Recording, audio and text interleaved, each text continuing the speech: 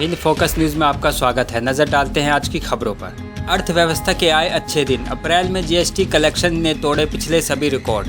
अप्रैल 2022 में हुए GST collection ने पिछले सभी रिकॉर्ड तोड़ दिए हैं। वित्त मंत्रालय की तरफ से दी गई जानकारी में बताया गया कि अप्रैल में जीएसटी कलेक्शन बढ़कर 1.68 लाख करोड़ रुपए पर पहुंच गया है। जीएसटी कलेक्शन के हिसाब से अप्रैल का महीना सरकार के लिए अच्छा रहा है। इस बार जीएसटी कलेक्शन में पिछले सभी रिकॉर्ड टूट गए। जीएसटी लागू होने के बाद यह पहला मौका है जब मंथली बेस पर जीएसटी का आंकड़ा 1.50 लाख करोड़ के ऊपर पहुंच गया। मार्च में जीएसटी कलेक्शन 1.42 लाख करोड़ रुपए हुआ था, यानी मार्च के मुकाबले अप्रैल में 26,000 करोड़ का ज़्यादा जीएसटी कलेक्शन हुआ है। लू से राहत। कल से दिल्ली और उत्तर पश्चिमी इलाकों में गर्म हवा के कम होने के आसार। आईएमडी ने बताया है कि 4 मई के आसपास दक्षिण अंडमान सागर और उसके सटे इलाकों में एक चक्रवर्ती हवाओं का क्षेत्र बनने की संभावना है। भारत मौसम विज्ञान विभाग ने अनुमान जताया है कि राष्ट्रीय राजधानी दिल्ली समेत कई इलाकों में कल यानी सोमवार से लू से राहत मिल सकती है। आईएमडी ने कहा कि उत्तर पश्चिमी इलाकों में गर्म हवा के कम होने के आसार हैं। इससे कई इलाकों में तापमान 3 से 4 डिग्री तक गिर सकता है।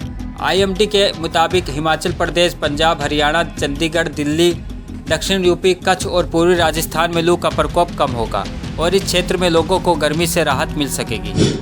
सरकार का दावा। भारत के पास खाद्य तेल का पर्याप्त भंडार। इंडोनेशिया के प्रतिबंध पर नहीं पड़ेगा असर। मंत्रालय के अनुसार इस देश में आयात किए जाने वाले कुल खाद्य तेलों का लगभग 62% पाम ऑयल आयात किया जाता है। मुख्य रूप से इंडोनेशिया और मलेशिया पाम ऑयल के मुख्य निर्यातक देश हैं। वहीं आयात किए जाने वाले खाद्य देशों में 22% सोयाबीन तेल आयात किया जाता है, जो कि अर्जेंटीना और ब्राज़ील से आयात किया जाता है। इंडोनेशिया द्वारा पाम तेल के निर्यात पर प्रतिबंध के बीच सरकार ने बड़ा आश्वासन दिया है। सरकार ने कहा है कि देश के पास खाद्य तेलों का पर्याप्त भंडार है।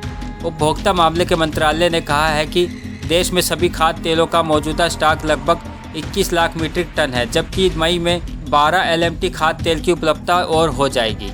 इस साल सोयाबीन का भी उत्पादन पिछले साल के मुकाबले काफ़ी ज़्यादा हुआ है और सरसों का उत्पादन इस साल पिछली बार की तुलना में 1/3 से ज़्यादा होने के आसार हैं।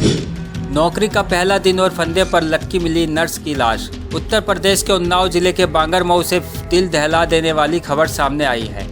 यहाँ पहले दिन नर्सिंग होम में नर्स की नौकरी करने पहुंची युवती का शव नर्सिंग होम की छत पर दीवार के सहारे सरिया से फंदे पर लटकता मिला है। नर्स की मां ने नर्सिंग होम संचालक समेत 4 लोगों पर सामूहिक दुष्कर्म के बाद बेटी की हत्या किए जाने का आरोप लगाया है। पुलिस ने मां की तहरीर पर रिपोर्ट दर्ज कर मामले की जांच शुरू कर दी है।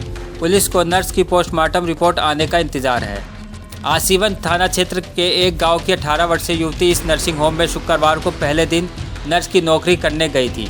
शनिवार सुबह युवती का शव अस्पताल की छत पर पीछे की तरफ RCC पिलर की सरिया से रस्सी के सहारे फंदे पर लटका मिला। ईडी का चीन की जियोमी कंपनी पर बड़ा एक्शन। 5,551.27 करोड़ रुपए की संपत्ति जब्त। प्रवर्तन निदेशालय ने विदेशी मुद्रा प्रबंधन अधिनियम के तहत Xiaomi technology India private limited के 5,551.27 करोड़ रुपए अटैच किए हैं। प्रवर्तन निदेशालय ने विदेशी मुद्रा प्रबंधन अधिनियम के तहत चीन स्थित जियोमी समूह की पूर्ण स्वामित्व वाली सहायक company Xiaomi technology India private limited पर बड़ी कार्रवाई की है। केंद्रीय एजेंसी ने इस साल फरवरी में फर्म द्वारा किए गए अवैध ट्रांजैक्शन के संबंध में यह कार्यवाही की है।